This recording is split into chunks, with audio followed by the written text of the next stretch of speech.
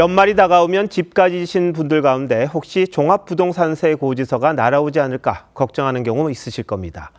이중과세 논란이 여전하지만 올해도 어김없이 고지서가 발송됐습니다. 전국적으로 종부세를 내야 할 납세자는 54만 명으로 지난해보다 8만 명 늘었는데요. 특히 집값이 많이 오른 서울에서 6만 명이 새로 종부세를 내야 합니다. 초고가 아파트가 많은 강남 3구에는 종부세가 많게는 80% 가까이 오른 경우도 있다고 합니다. 올해 종부세 부담은 어떻게 되는 건지 먼저 서영일 기자가 알아봤습니다.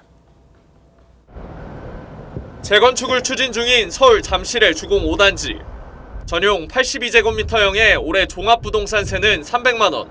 지난해 178만 원에 비해 70% 가까이 올랐습니다.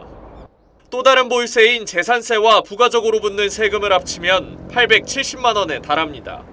지난주부터 전국 주요 단지들 하나둘씩 올해 종부세가 고지되면서 집주인들 부담은 늘어가고 있습니다. 연금도 없는 데다가 그냥 들어오는 게 없으니까 이제 자식들한테 손 벌릴 수밖에 없는데 참 가슴 아파요 사실은. 안 줘서 물벼락 맞는 거죠. 내년에는 뭐 몇십 프로를 더 올린다니까 이거는 이게 승질 나는 거지.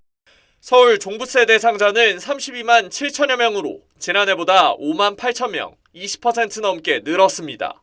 부담할 세금은 1인당 평균 250만 원으로 19% 올랐습니다. 초고가 아파트가 몰려있는 강남 3구는 종부세 부담이 더 커졌습니다. 시세 상승이 컸었던 강남, 서초, 송파 등 서울의 주요 지역 같은 경우에는 많게는 60에서 70%까지 늘어나는 곳이 다수 있을 예정입니다. 정부는 종부세 제도에 큰 변화가 없었다며 지난해 집값이 오르면서 공시가도 함께 오른 결과라고 설명했습니다. TV조선 서양일입니다.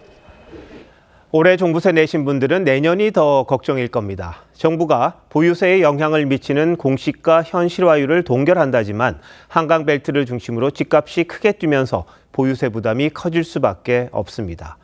그런데도 법 여건에선 집값을 잡는다는 명분으로 세금을 더 높이려고 군부를 떼고 있습니다. 이어서 이유경 기자입니다. 서울 마포의 한 대단지 아파트. 올해 300만 원 수준인 전용 84제곱미터 보유세가 내년엔 416만 원으로 약 39% 오를 것으로 예상됩니다. 공시가격 현실화율을 올해 수준으로 동결하기로 했지만 올해 서울 집값이 크게 뛰면서 보유세에 반영되는 겁니다. 특히 서울 핵심 지역인 한강벨트는 보유세가 30에서 50% 정도 오를 전망입니다. 제도 변화 없이도 세금 부담은 커지고 있지만 여권 일부에선 오히려 보유세를 강화하자는 목소리가 나오고 있습니다. 보유세를 견디지 못한 주택 소유자들이 집을 팔도록 유도하자는 겁니다. 투기꾼의 탐욕, 정당과 국회의원의 선거 득표 전략, 민간 기업의 이해득실이 얽힌 복마전입니다. 아무래도 선거를 많이 의식하는 것 같은데 저는 공급대책과 함께 보유세 강화 조치가 필요하다. 전문가들은 문재인 정부 당시 정책 실패가 되풀이될 거라며 우려를 표합니다. 보유세 인상은 조세의 증가 효과로 인해서 이 부동산 가격의 상승으로 이어지는 부작용이 나타났다라고 보십니다. 대출 세금 정책만으로 집값을 잡는 부분들은 제한적일 수 있기 때문에 결과적으로 소유자가 원하는 지역의 공급 확대. 정부는 보유세뿐 아니라 취득세와 양도세 등 부동산 세제 개편을 위한 연구에 착수했습니다.